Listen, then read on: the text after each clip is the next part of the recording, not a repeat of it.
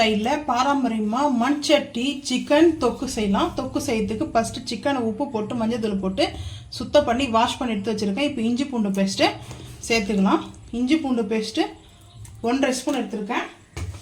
அதுக்கப்புறம் சிக்கன் மசாலா வந்து பார்த்திங்கன்னா சிக்கன் மசாலா இப்போவே நான் வந்து சேர்த்துக்கிறேன் ஒரு 1.5 டீஸ்பூன் சின்ன டீஸ்பூனில்.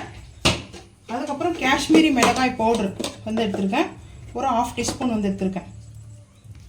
இப்போ கொஞ்சம் கல் உப்பு சேர்த்துட்டு அதுக்கப்புறம் ரம்பா லீஃப் வந்து சேர்த்துக்கிறேன். ரம்பா இலையை சேர்த்துட்டு நல்லா மிக்ஸ் பண்ணிக்கலாம்.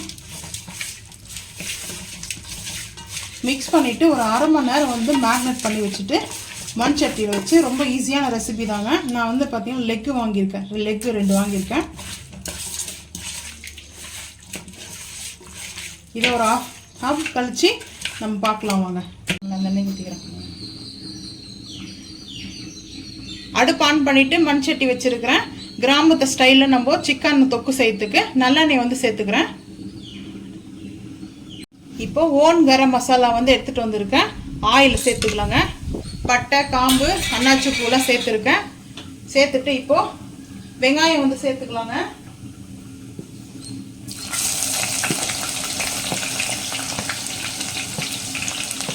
கிராமத்து ஸ்டைலில் இருக்கும். பச்சை மிளகாவும் 2 சேர்த்துருக்கேன். 2 பச்சை மிளகா நீட்டாக நறுக்குனது. இப்போது நல்லா வதங்கணும். வதங்கும் போது கொஞ்சமாக கல் உப்பு வந்து சேர்த்துக்கலாம். கொஞ்சமாக கல் உப்பு போட்டாச்சு. கல் உப்பு வந்து போட்டுட்டு நல்லா வந்துட்டு எண்ணெயிலே நம்மளுக்கு அந்த ஆயிலில் நல்லா வதங்கணுங்க. வெங்காயம் வதங்கினதுக்கப்புறம் பார்க்கலாம் வாங்க. வதங்கிடுச்சு. இப்போ தக்காளியை வந்து சேர்த்துக்கலாம். சேர்த்துட்டு தக்காளி நல்லா வதங்கட்டும். வதங்கினதுக்கப்புறம் பார்த்துக்கலாம். தக்காளி நல்லா மசிகிற அளவுக்கு குக் ஆகிடுச்சிங்க. இப்போ நம்ம வந்து மேக்னேட் பண்ணி வச்சுருக்கிற வந்துட்டு சேர்த்துக்கலாம் வாங்க. சிக்கனை வந்து சேர்த்துக்கலாம். சேர்த்துட்டு இப்போ நம்ம இதுக்கு சிக்கனுக்கு வந்து தண்ணியெலாம் சேர்க்க வேணாங்க. நம்ம தண்ணியை ஆட் பண்ணவே கூடாது. இதிலே நம்மளுக்கு கரெக்டாக அந்த தண்ணி வந்து விட்டு நல்லா ஒரு தொக்கு வந்து பதத்துக்கு நம்மளுக்கு இருக்கும். ஸோ நம்ம இந்த லெக்குலாம் நான் அப்படியே வந்து சேர்த்துருக்கேன். நல்லா கொஞ்சம் எண்ணெய் நல்லெண்ணெயே மிதக்க சேர்த்துக்கிறேங்க. சூப்பராக இருக்கும் இந்த சட்டியோடைய தொக்கு. அவ்வளோ சூப்பராக இருக்கும், அருமையாக. ஸோ நல்லா இது வந்து குக் ஆகணுங்க. குக் ஆனதுக்கப்புறம் பார்த்துக்கலாம் வாங்க. நல்லா எண்ணெய் மிதக்க வந்து பாருங்க. சிக்கனு சூப்பராக இருக்குதுங்க.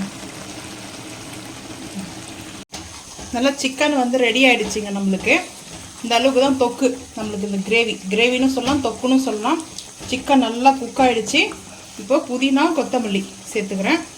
சேர்த்துட்டு கொஞ்ச நேரம் நல்லா இதை மிக்ஸ் பண்ணிவிட்டு நல்லா அந்த லெக்கோடு சேர்த்து சூப்பராக நம்மளுக்கு ரெடியாக இருக்குதுங்க. பெப்பர் பவுட்ரு சேர்த்தாச்சு.